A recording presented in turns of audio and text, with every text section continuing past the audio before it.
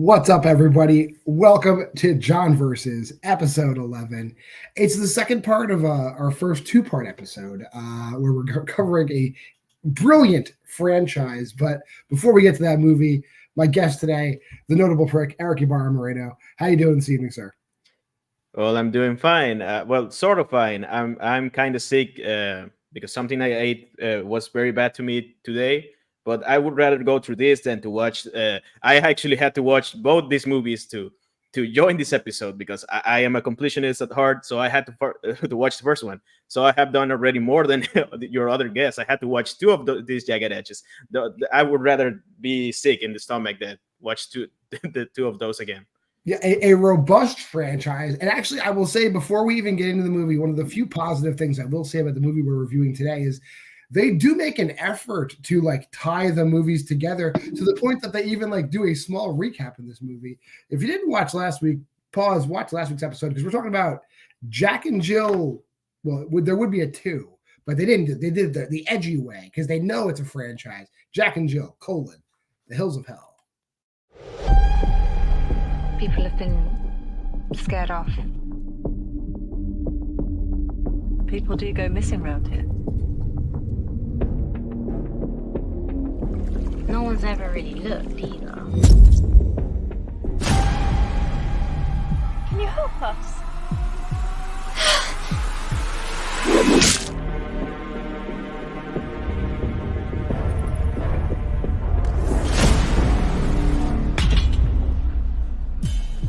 These people have gone missing.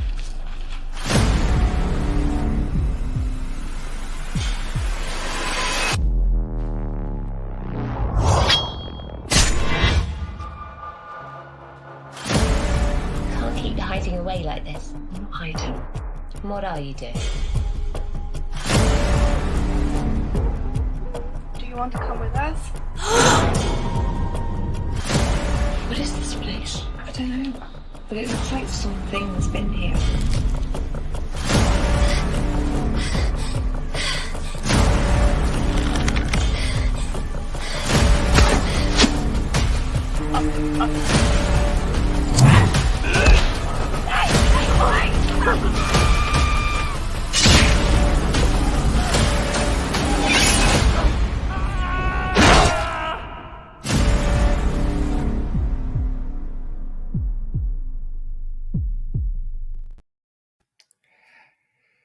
Again, the trailer makes the movie look okay, but no. And we're getting, I think the third one of these movies is actually already available in some markets. So, like, we're in for, if I can figure it out, we'll review part 3 next week.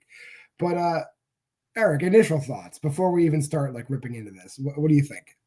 Yeah, I hadn't watched the trailer, so yeah, don't be fooled by the trailer. It looks much better than they use all the actually kind of good shots in the trailer. Like whoever made the trailer had put a lot more effort in the movie than the people that made the movie itself. Like it was a low bar after the first one, but it somehow is much worse. Even if it, as we will probably talk about a bit later, it has a decent premise for a sequel. It's sort of like a good setup for it. A couple things. Like one, I love how in the trailer, like they hype it up, like you could fool yourself and be like, "Wow, how do I not know about this franchise? The Notorious sibling killers are back. How did I miss this? I didn't realize it's the most disturbing film. How did it not hit my radar?" So the copywriter, chef's kiss to you, sir. Whoever did that, like you could have fooled me. But again, what did this movie do right? They have the idea of what you're supposed to do in a sequel. Small things they did right. Hunter and I last week talked about how if you have this area where all these people are going missing and clearly the cars are being abandoned on the edge of this park, why aren't the police involved? They tie up that plot hole. They tie it up. The police don't give a shit. My daughter is missing. I'm going to have to take things into my own hands. Sorry, Miss Riley. I'd heavily advise against that. Please place your trust in the police, and I'm sure we'll find evil. Right? And then, in order to give us a second story, one of the characters is related to the main character in Lester. We're following Eden's mother, Jo, who the police don't give a shit. So for some reason, and I'm going to suspend disbelief, she gets a bunch of experts, a team of experts are willing to go. There's 7 of them, but you only see one car drive to the location, but there's 7 of them. I think there's 8 of them actually. 2, 3 girls. There's 7 or 8 of them, and they're all like a hatchback.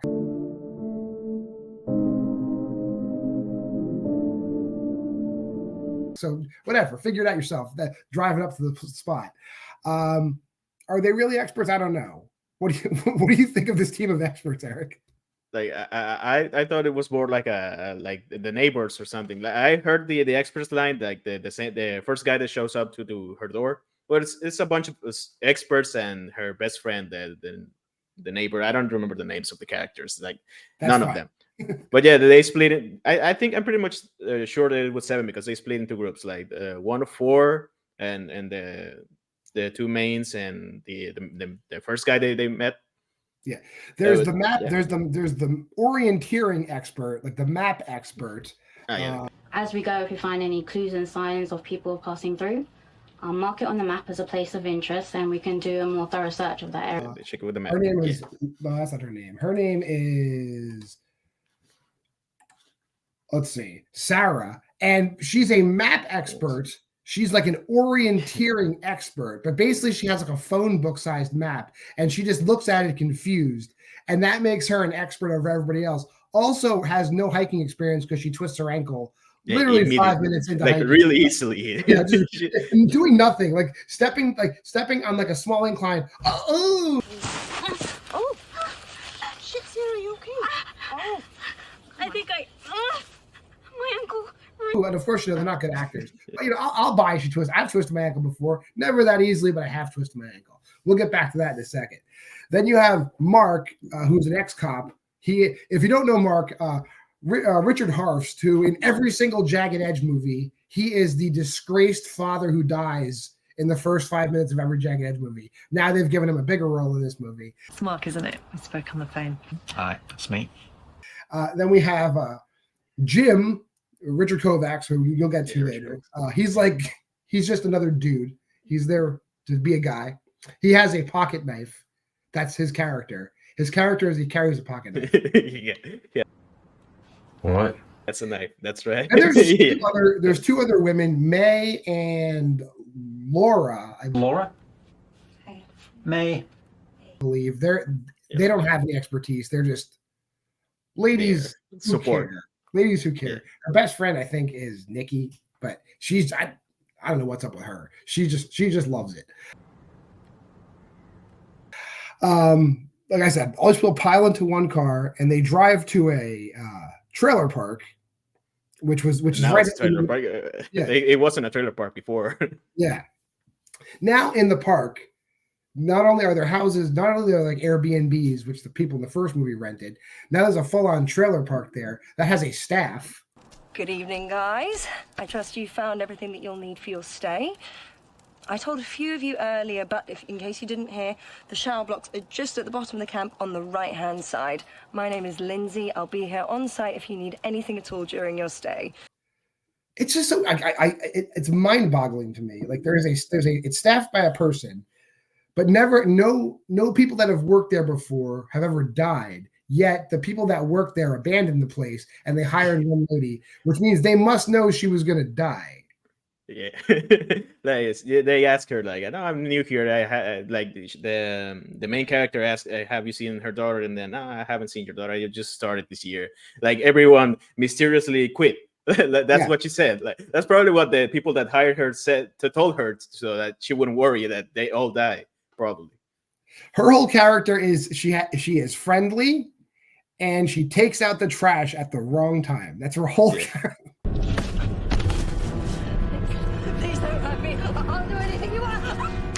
That's her entire character arc in this movie. But I'm actually glossing over. I wouldn't say it's a cold open because we're in a sequel now. We know what's going to happen. 3 friends in a car. One of them is one of the girls from Looks Can Kill, and then 2 other randos are in a car. They're going to a concert, but apparently the fastest way to this concert is through this area that we know has no people in it.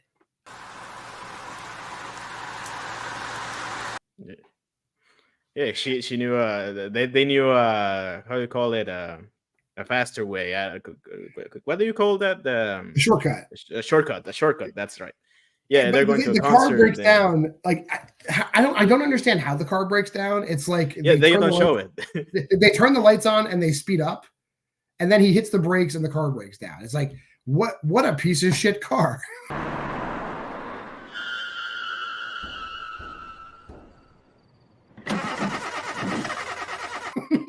I don't think they even stopped the car like in the highway or something. Like they're in the middle of the woods, and now that kind of shortcut, and then they go like, somebody should stay with the car. Yeah, sure. Then two people go looking for like a ride or a help or something. Like, yeah, and then she stays there. And the best part is the one girl that stays behind is in the car. She's in the car. She's basically safe. She's in the car. She thinks she hears something outside the car. And she's talking like in this tone of voice inside the car. And I've been inside of a car. I know you've been inside of a car. If somebody's outside of the car and I go, hey, is anybody out there? No one's gonna hear me. No. Hello? Is anybody there? But this is exactly what she does. And then she gets out of the car. And like we have the same, like one of the horrible things about the Jack and Jill franchise is they keep repeating the same nonsense where it's like the Jill character crouches down. Oh, yeah. And it's like, oh, are you hurt? Do you need help? I can only see that like once a movie, maybe. They do it like 5 times every movie. And are you all right? Are you lost? And Jack, and of course, and they recast Jill. I don't know why you would need to do that. Like, maybe these people like are always available. Jack's the same guy. Jill's a new girl. Yeah. And probably the other actress found some self-respect. Probably shouldn't be here anymore. Like, I don't think so. These are all Jacket Edge regulars. Oh, yeah. And then, like, Jack and Jill show up and they just like systematically like kill these people. And even I don't know, like I'm weirded out by the fact that like, okay, the girls, whatever, fine. And I'm not trying to be sexist, but the girls get killed pretty easily. The one girl just gets ambushed. The other girl falls for the Jill bullshit.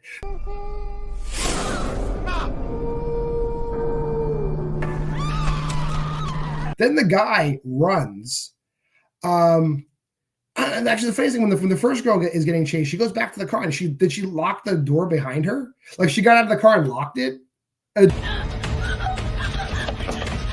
She couldn't get back in the car, which is stupid. But then the third guy just doesn't run away. Like he just like falls down in front of the girl. Doesn't wait. And he's trying to wait. She's dead. Like she's dead. And he's like, come on, get up. Instead of up. Come on, no, but like with the most like contempt or like it was an inconvenience to him, not more than the scary or worry. Right. Shit, fuck. Shit, we need to go. Come on, Steph. Someone. She killed Emma. Emma's dead. Steph, come on, wake up. Horrible acting. It's like, come on, get up. Yeah. We gotta go. We gotta go, dead body. Come on, we gotta go. And of course, he just does that until they catch up to him and kill him, which is like, whatever. Like I say every week, I watch horror movies nonstop, and I'm used to people doing dumb shit. But like, there's a threshold before I'm like, okay, how convenient is it?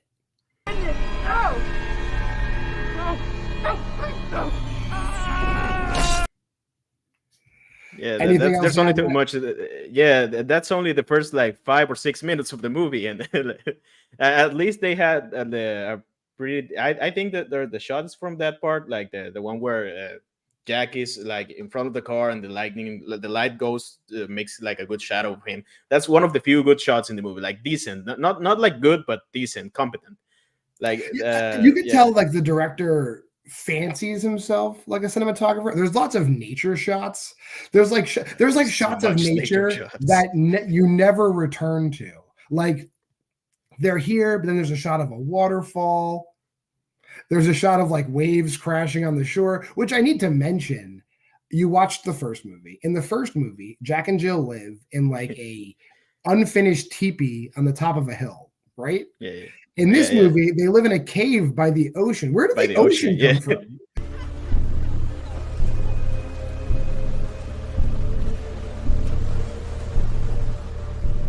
Like it's a completely different like location. Yeah, like now they live by the ocean in a cave. Somehow there's one character. I didn't know there were caves here. Let's check that out later in the movie. But yeah, they didn't even get the like for all the continuity that they managed to like continue to be repetitive there. But they couldn't manage to get the other location back. Like oh no, now we have to shoot here in the beach. Like oh, never mind. That's convenient that when they do the recap, that's sort of like which of the Friday ones do that they use the scenes from the other movies. I don't remember it's the third one or the final chapter that they use the one of the scenes where they tell the legend of the monsters or the killers. They do that here. All the Friday the 13th, like from like 2 all the way up through like 6 or 7, do recaps. Yeah, so yeah, you're right. And this one they do that, but they didn't show the other house. At least they made the effort to not show that, like the place they lived back before. Yeah, but they use the same location. Like if you're eagle-eyed like me, you'll notice that the house that Joe lives in, that Eden's mother lives in, the backyard has the trampoline that they run past in Mega Lightning is in the backyard. So clearly Mega Lightning was filmed in the backyard of that house. It's also the same house that's in like I think one of the Tooth Fairy movies. It's the same goddamn house with the same goddamn sign in front of it. It's like we get it. But you're right. Like they obviously had a decent like campground location for the first movie, and now in this movie, I guess they must have just had this beachfront location. Like we're not going to waste this beachfront location and make a totally different movie. Like you could have filmed the Peter Pan movie over there that you're planning. You didn't have to film. You didn't have to like move Jack and Jill from the top of the mountain, where there's overhead shots in the first movie and there's overhead shots in the second movie. You can't see the ocean anywhere. Yeah. In any of the new ones, like at least in these ones, you can never see the ocean. It's probably very far. I don't know the geography of wherever they film in England, but yeah, totally. They used to go back to the nature shots. They use a lot of nature shots. Like it was excessive. They use it. Like I know I have used a drone before, so I know how pretty it looks. But when you use it to fill out the time, I was like not excited, but at least relieved that it's a shorter movie to the first one. Like it's only like 86 or 81 minutes long. With credits, it's like 80 minutes. And I would say 5 minutes of it is like National Geographic style, like landscape shots. So it's like 75 minutes. Shots, all of the drone shots. Yeah. There's a ton of landscape shots. There's a ton of shots where they just like shoot people's feet for some reason. And then there's also like a minute recap where they literally just put a scene of the one guy from the first movie telling the story over again.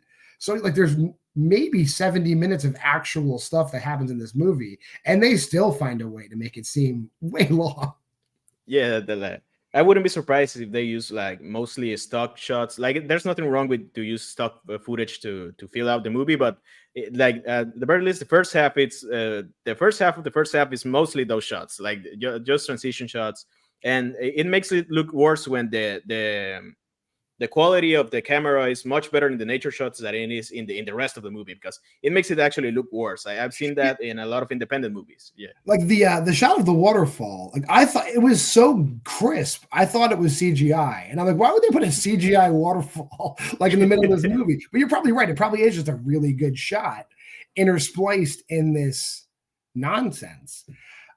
Which brings me to my next gigantic gripe on this movie. Like the practical effects are like much worse than the first one again. Like our what's her name? Like our orienteering expert Sarah twists her ankle, and then encourages the person who's there to like keep her safe to just leave her behind, even though she can't walk. Right? It's like, nah, it's okay. Go on without me. So she's dead.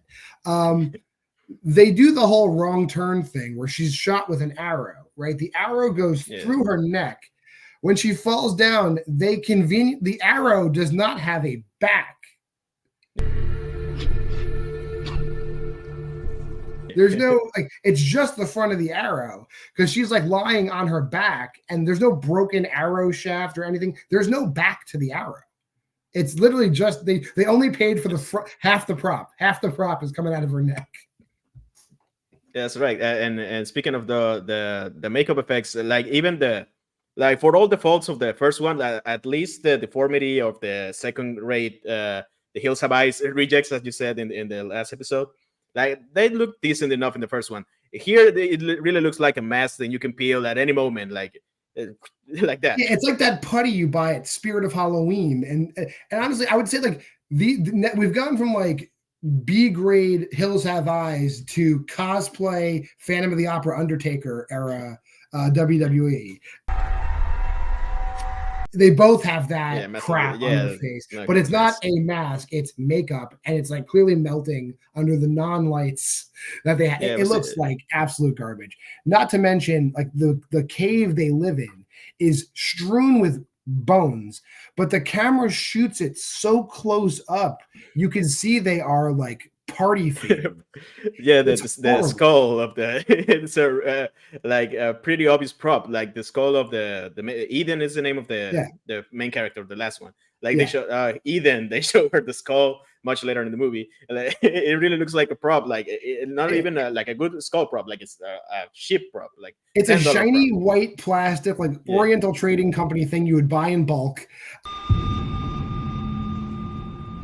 The teeth are like white with like diamond brown gums. Like it's just like each tooth individually colored, and they're shooting it like if you're gonna have something that's that garbage, you shoot it like from far away. And they're all and make there's a it bunch very of dark, skulls. shoot it from the far. A bunch of skulls and like Scooby-Doo style bones, and they're all strewn all over the place, but they're like identical props. It's like, give me 10 of those, 5 of those, and we'll just spread them around. But again, I guess a minor gripe in the greater scheme of the movie. The dude who leaves Sarah alone, I believe his name is Jim. You mentioned Richard Kovacs, the Shakespeare quoting psychopath from Mega Lightning. He's playing it straight throughout most sort of of straight. You can to give him kind of props. He's kind of creepy. Like they made an effort to show he's the guy with the pocket knife. Oh, you never know when you're going to need it, something like that. And he's kind of creepy when they meet him. But I knew who he was from Mega Lightning, but probably going to turn crazy much later. But there's no backstory to him, right? There's no backstory. There's no they don't ever clue in anything about this dude. He's totally helpful. He's resourceful. He's part of this crew. He's legitimately there to help Joe find Eden.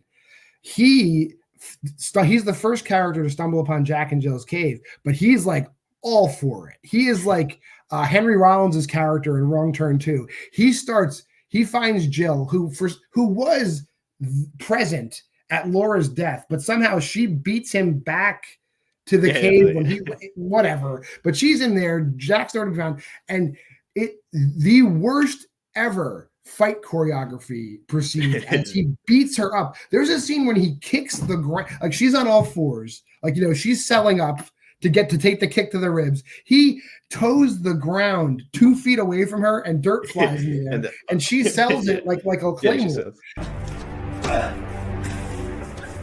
It's horrible. That reminds me of I love The Irishman, but when they DH Robert De Niro and he has to kick somebody's ass, and he's very slow, kind of like that, but obviously much worse because somebody much worse is directing the scene. But the worst fight choreography I've ever seen. And I tried to do fight choreography for short films and that.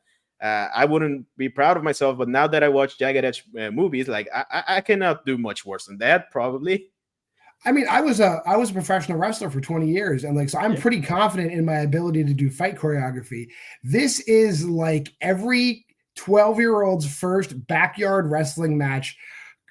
This is what you think it would look like. I've seen 12-year-olds have better backyard wrestling matches than this guy beating this woman up in this movie. It is cringe embarrassing, the fight. I wouldn't say it's a fight. He's beating her up. And then not much of a fight, yeah. And you know, with no war, like all of a sudden he goes from like this helpful dude to like, oh, by the way, like I know who you are, and I'm somehow tied like to related to the hospital, the hospital, yeah, yeah. the asylum. So, Like he says something like, "I remember when your mother escaped," and something. You're actually spawn, aren't you? I remember when she escaped from the loony bin. Took you with her, didn't you, when she ran off into the hills? Something like that. Yeah, and then he just like beats them up, and then of course Jack just shows up and just plonks them with a rock. And one of the more, I guess, weirdly interesting things about the movie is now done. Yeah, that's. And we never revisit it. Then we move on to the other two girls. One of them is played by Kate Sanderson, who is in Spider in the Attic. She is the mid manager of the radio station. She plays May. I believe the other girl's name is Laura. They stumble upon the cave, and they see there is a cave. They're right there. They see there's a cave. Yeah. Body's been moved. There's blood all over the place. There's bones. There's skulls, and then they just take off running. And another point, there's so many minor things that are just stupid about this movie. No one has flashlights. They're all using their iPhone flashlights. Everyone's just like, what, like in the stories? Maybe they're not just stories. Like, you're on a legit. You should have a mag light. You should, like, you know what I'm saying? Like, you should have something that can penetrate the darkness. But they run away. Right, and then Kate Sanderson's character, probably the best death scene in the movie. Not even because it's good, just because it's so bonkers. Runs away screaming, then stands still, and is going, and then literally like a butcher knife comes into frame and like slices her throat.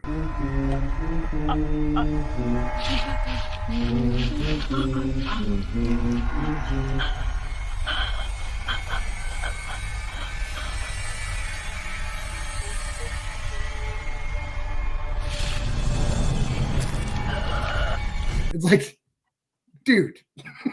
That shows that. That's right. Yeah.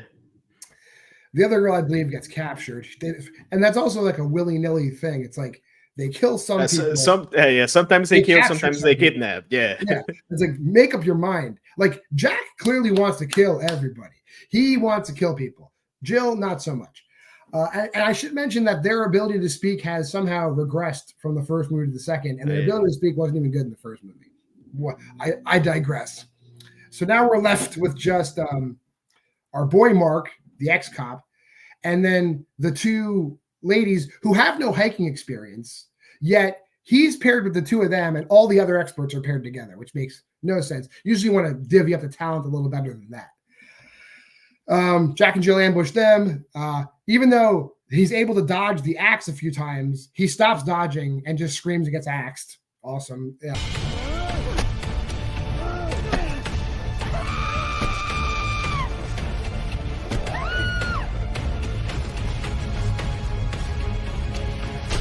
Awesome choice on the fight choreography there. The ex-cop, that's the one that dies easier. Yeah. And then everybody else gets captured. Then they bring them all to the trailer park, and then they're all tied to chairs. And that's weird because like their feet are tied, their hands are tied. Yet when Joe gets up, her feet are untied because she's walking. But I digress.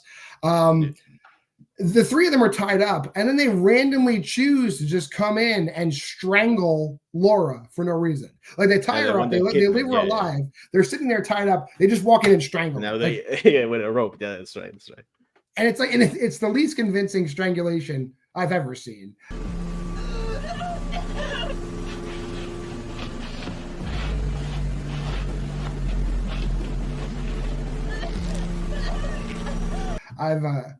Whatever. Then the friend somehow gets free. She runs. She doesn't run away or run. No, but that's when the mother is distracting. Like, what's your name, Jill? Have you seen my Eden? No, Eden says Jill, right? And then she gets out. Like, instead of taking the opportunity to escape, like by the distraction, like she yells something. I don't remember exactly what, but then they notice it right away. Like, instead of escaping, she could have slipped out. Yeah, she just easy. slipped out, but she's like, "Wah!" Get! Oh, shit. And then she runs, and like honestly, like they faked me out as like a horror expert because she closes herself inside of another like trailer with a glass door and stands with her back against it for like 30 seconds. And I'm like, oh, he's just gonna stab her through the door. And then they don't do that.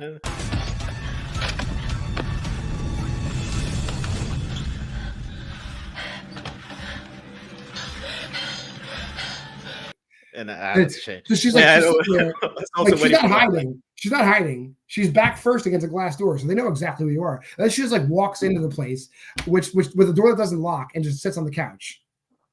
And then and they very like he opens the door like it's nothing. Like and then he just opens the door, grabs the pillow, and smothers her. Yeah. Like,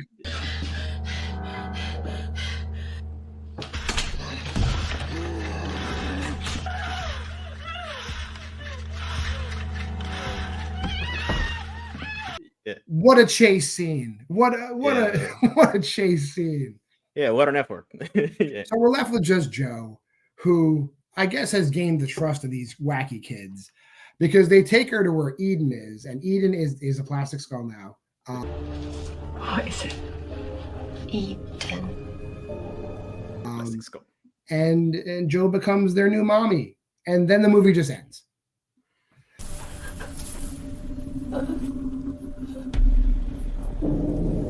But we're getting a part the ending shot is kind of funny. It's actually kind of funny, the ending shot where they like they are besides or like beside, that's how you say it? Yeah, they're like cradling her, and that was kind of funny. Like that's like the half star they earned because I cannot give the movie any less. But yeah, that was kind of funny at least. I gave it 1 star just because like it's not the worst Jagged Edge film I've ever seen, and like I'm amused by the amount of mistakes they made. Like that amuses me, but that's the whole movie. Like we've covered everything, and I will, you have seen the clips that I've spliced in here. I would be remiss if I didn't mention that the champ, Luis Boos, asks us if we're gonna make people watch these movies, we at least give them a drinking game to play.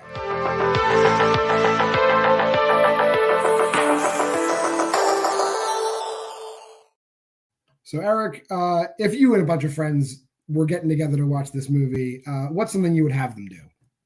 Well, you will have to change friends if somebody makes you watch this movie first. But if you had to watch it, like, that's a movie we have to watch, I will start with like take a shot every time, like a nature shot lasts more than 2 seconds. Like they are really, really that long. I was like, okay, I get it that you have a drone right now, so it's good to use it, but that's too much. Like, yeah. I would say don't take a shot because you'll die, but get a beer or a mixed drink and take a sip every time. For some reason, they just are shooting people's feet. Like if the camera, if they're talking and then it cuts to their boots, just take a sip. You will still get drunk. I promise them, because this guy, Quentin Tarantino level of foot loving in this movie. I tell you. That's all we got for today. It's not a very eventful movie. Yeah. If indeed part 3 is available, and I have a suspicion it might be, we might cover it next week. Otherwise, we'll have a different movie, and when Jack and Jill 3 becomes available, we'll cover it with somebody else. But Eric, if people want more of you, where can they find you? Well, they can find me playing in the Why We Love Horror Trivia community. I have my own YouTube channel, but if you speak Spanish, if you don't speak Spanish, probably wouldn't matter if you follow, but if you want to follow, that's cool. It's called Spoiler, right down here. Also on Letterboxd, I'm called Erick Ibarra Moreno, probably.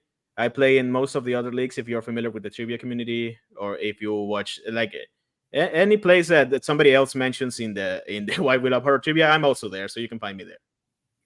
All right. Well, if you made this far in the video, like, comment, subscribe, and share. Go to the Facebook group Why We Love Horror. Join that. You get all the stuff. You get all the stuff that's happening in advance. On TikTok, it's WWL Horror. You can interact with me there. I put clips of the shows on there. want to drop me a line, wwlhorror@gmail.com. Coming up this week, this is dropping on Monday. This Thursday, we're going to be talking Founders Day, which I'm hearing is not good, but we're going to cover it anyway on Why We Love Horror. And then next Friday on Why We Love Horror Trivia, more debuts. I believe we got a couple of new players joining and a couple of old favorites returning. Go to the Facebook page for the full lineup of who's playing. Next Monday, we're back here on John versus maybe Jack and Jill 3. I don't know. No promises. Go to the Facebook page for updates. But until next time, I'm John Maher. That's Erick Ibarra Moreno, and we appreciate you coming here. Thank you.